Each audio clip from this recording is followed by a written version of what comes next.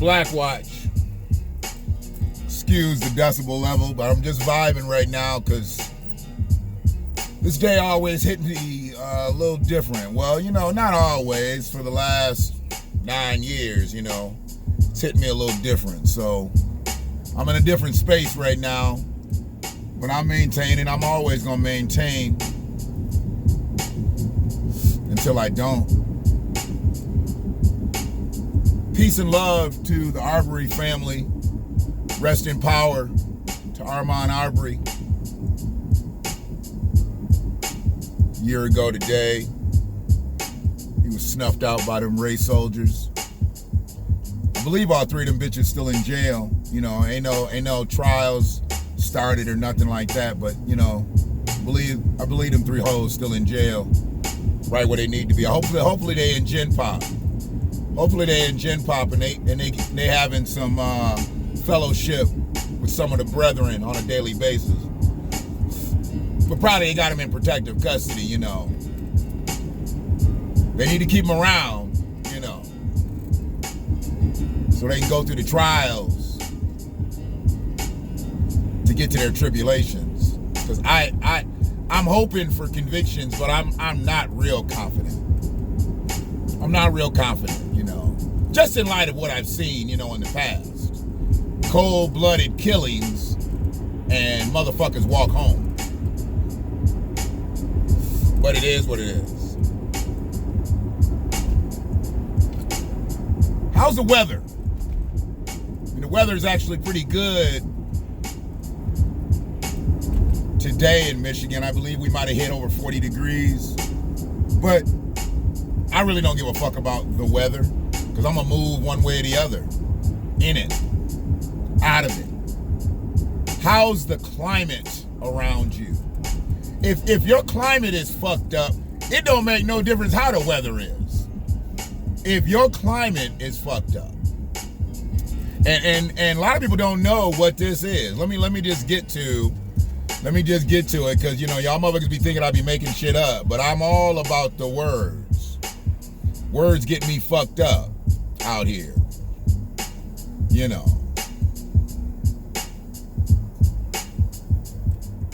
Climate. The prevailing trend or public opinion or of another aspect of public life. Synonyms: atmosphere, mood, temper, spirit, feeling, feel, ambiance, aura. Peace and love to the Rosser family, or Rosser. Another black individual killed by race soldiers. This one had a badge. Tenor, tendency, essence, ethos, attitude. I don't know how to pronounce that word. I ain't never seen it. Let me see how you pronounce it. Milieu. Milieu. A person's social environment. That's kind of what I'm talking about today. But I said climate, just to throw a few of y'all motherfuckers off. I say climate because your climate, your social climate, is really how your life goes. I know a lot of people be like, yeah, I move in silence. I'm on my own out here. You're always having to deal with motherfuckers, whether you think you move in silence, whether you think you're on your own, whether you think you're a one-man band. I've called myself one-man Shan, not because I like doing things by myself, but because I need to, because my climate has been fucked up. My climate was fucked up when I became one-man Shan by title. I had been one-man Shan before, but to play off of one-man band, I don't play all these motherfucking roles because I want to. I play all these motherfucking roles because I have to. So my climate has to be right, or I have to just be one-man Shan. So how is your climate? Is your climate good enough to where you don't need to have somebody alleviate from your climate?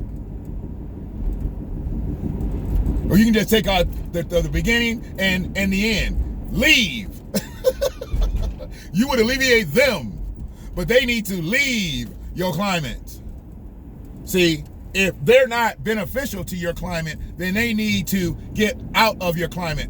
And that way you can change the weather or change the forecast. Immediately, you change the weather, but then you can change your forecast. Anybody checking in on this motherfucker probably thinks I'm a weatherman right now.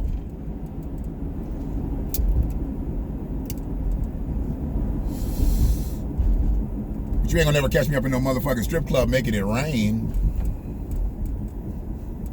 That's hoe shit. Even when I did frequent strip clubs on a semi-regular basis, I never made it rain.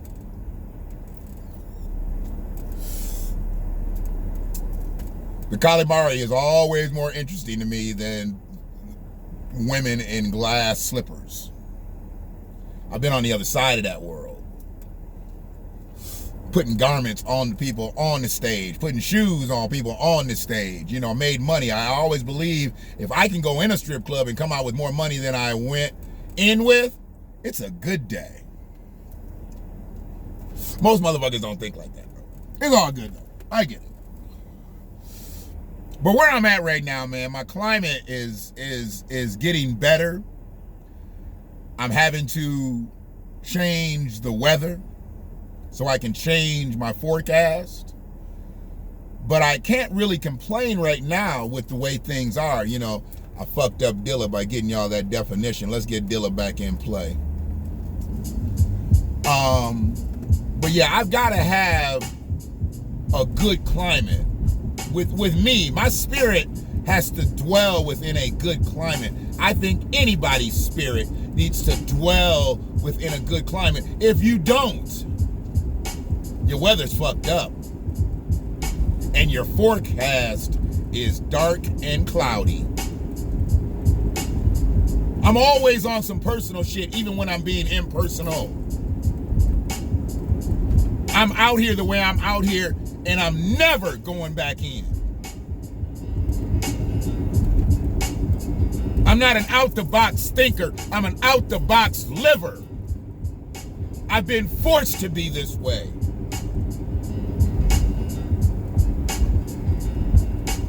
You either be somebody's slave or not. And I've chosen not to be anybody's slave anymore. We can't work together on this. We can't work together. I'm not going to work for you. Why would I only work for you if you're not working for me?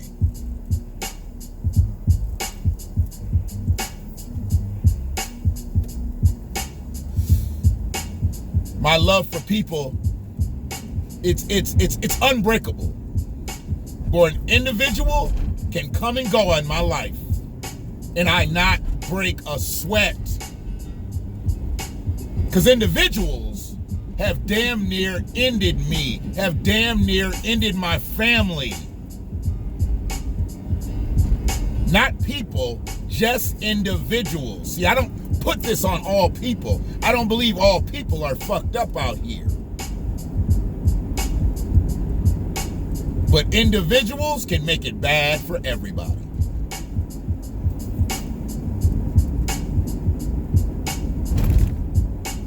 This is a personal dose. And hopefully it hits home to somebody else out here. I try to reach one person out here every time I open my motherfucking mouth. If I can reach one person, goddammit, I did my job. The dose was a success. Fuck them views. Fuck them likes. Fuck them followers. I don't give a fuck if I didn't help nobody. What am I doing out here? What am I trying to be out here? I'm a vessel. I know I'm a vessel. And I'm a vessel with a lot of capabilities, a lot of skills, a lot of talent. I own that shit now. I used to dumb down to that shit. We were actually taught to dumb down to that shit. Keep it close, man. Keep it close. Don't let everybody know what you got. Fuck that. It don't work for us like that. Now motherfuckers need to know what I got. They got to catch all this.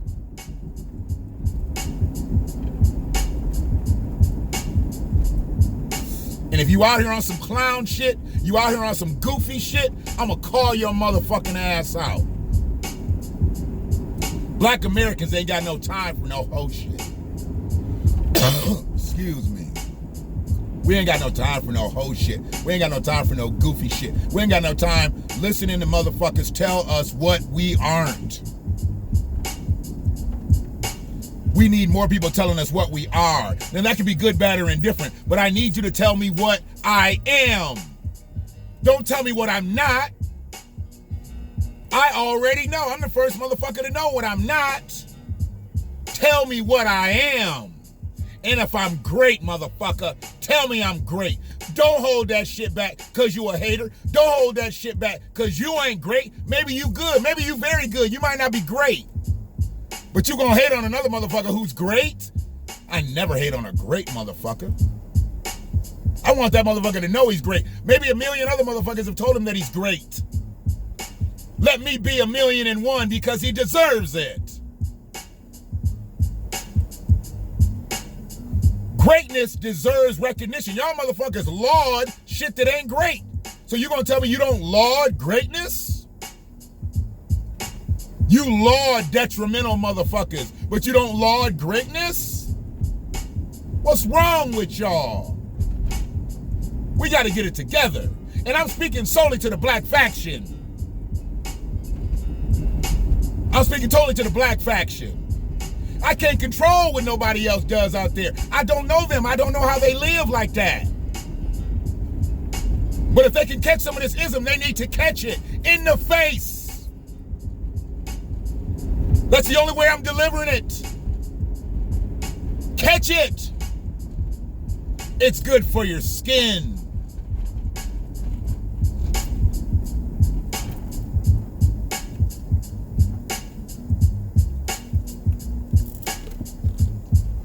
She in the car with her mama, all up on the phone and shit. It looks like a mother-daughter, maybe even a mother-granddaughter. Mom sitting over there like she hating life, and this kid just on the phone, just chilling.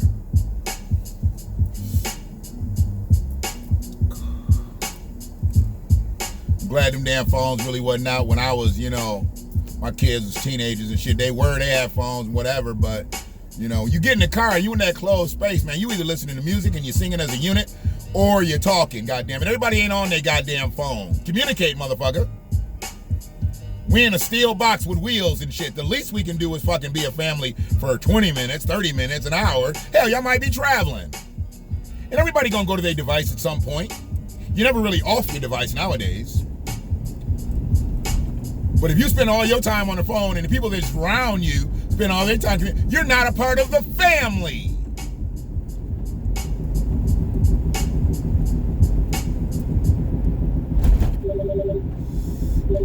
Calling me, man.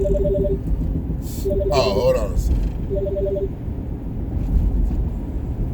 My brother. What's going on? Man, I sat there and I watched you do what you did when it was cold and shit, and I was like, I really don't need Kareem to come back here and shit. I pretty much went to plumber school, so I know how to do this shit now.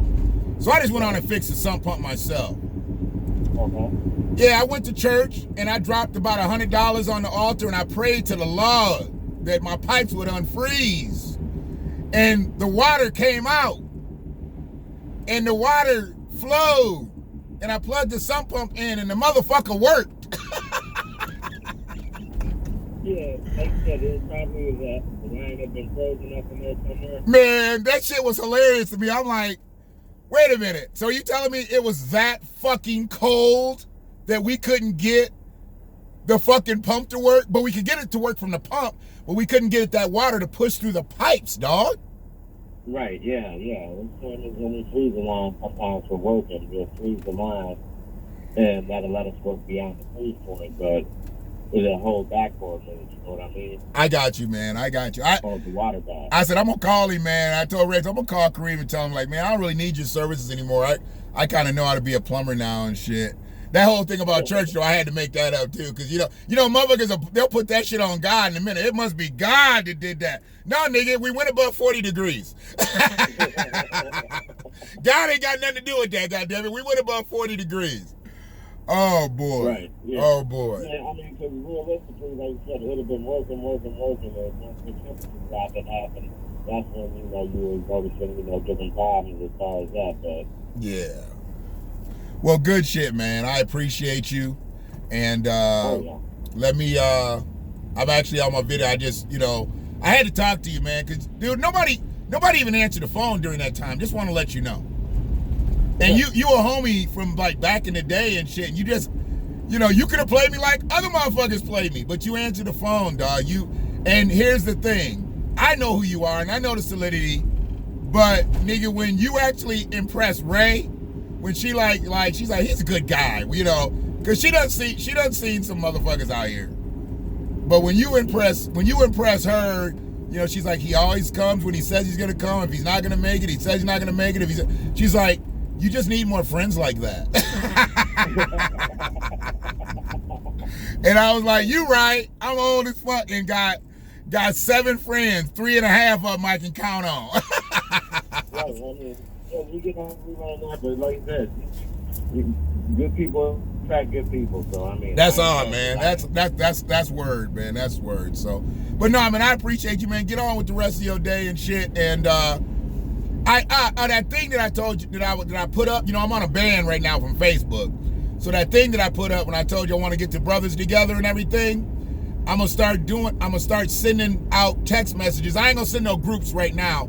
I want to make sure the people that I get that already said yay, that are, because we may not wear leather and have black berets on, but we need to have some type of galvanizing spirit around here. And I think the plan and the 4 articles that I want to really cover, you're about, because you're a family dude. So you're about that, your consciousness. And I wrote them down because I had to go through.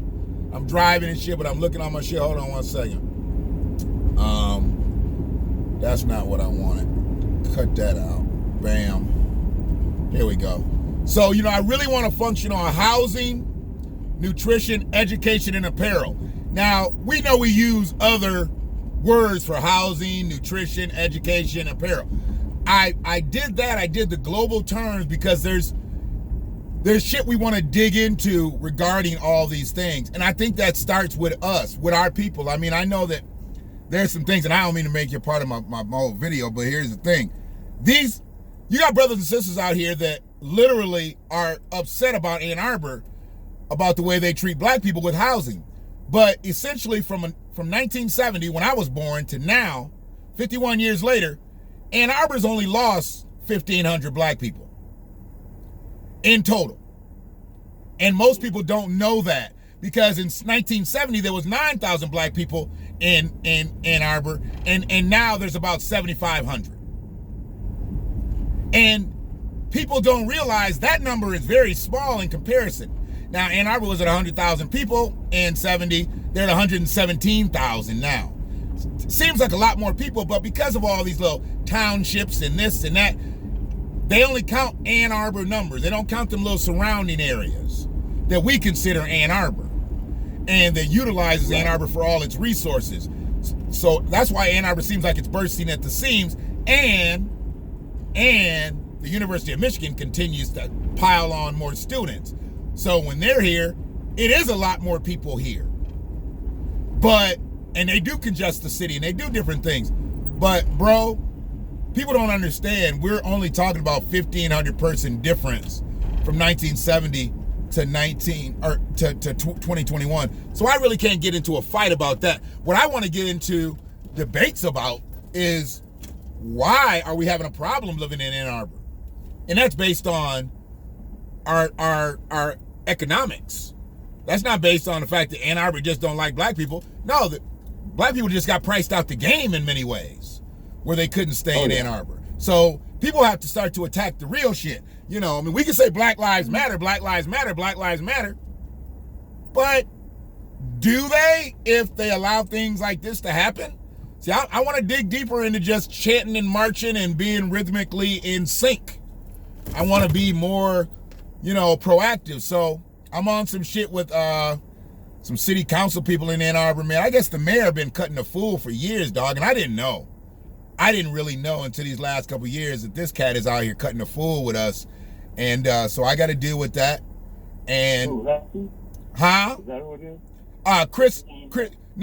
Christopher Taylor. Christopher Taylor, I guess he supposedly grew up here, but his parents sent him away to school. I guess our schools weren't good enough away for him, so they sent his ass away to school to be taught to be a race soldier. So now that he's back running Ann Arbor, he's a lawyer, downtown lawyer, and now that he's back here in Ann Arbor and he's running Ann Arbor, yeah, he puts his practices that he learned abroad to use. And he is I'm gonna send you the video. So I don't want to give you any type of meat on it. I just want to send you the video, dude. It's got like a categorical resume of what he's done since he's been in office. He's something else.